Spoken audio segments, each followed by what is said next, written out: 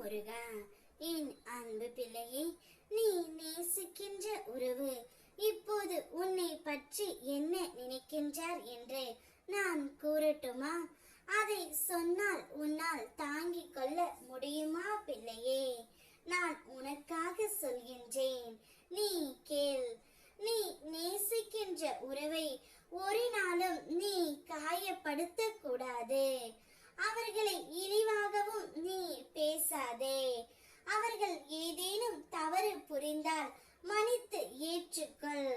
தவறு ஏதும் செய்யாமல் இவ்வுலகில் யாரும் இல்லை பிள்ளையே.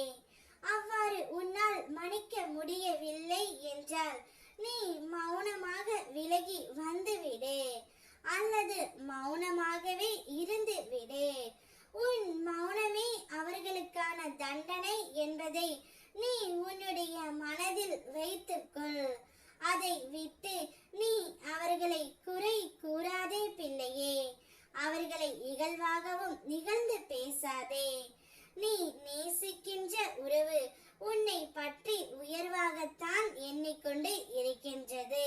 நீ பற்றி உயர்வாக எண்ணினாலும் ஏதோ ஒரு மன கசப்பு அவர்களுக்குள் இருந்து கொண்டு இருக்கின்றது. நீ பேசின வார்த்தைகளை அவர் மன்னிக்க முடியாமல், மறக்க முடியாமல் தவித்துக் கொண்டு இருக்கின்றார்.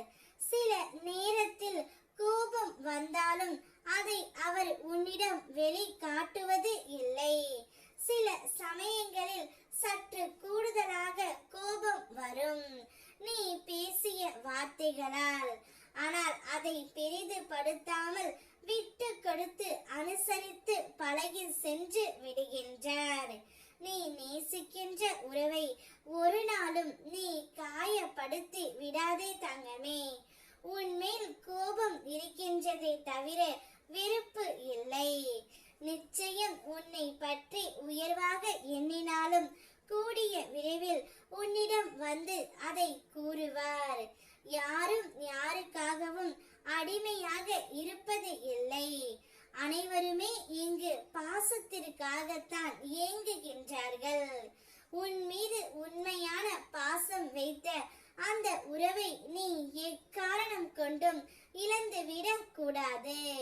உன்னை சுற்றி உள்ளவர்கள் உன்னை காயப்படுத்தும் வேளையில் கூட உன் முருகனப்பா உன்னை எப்பொழுதும் உயர்வாக எண்ணிக்கொண்டு நினைத்து கொண்டு இருக்கின்றேன்.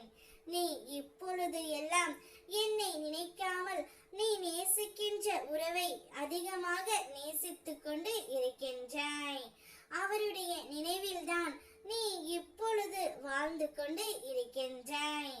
அனைத்தும் எனக்கு தெரியும் தங்கமே.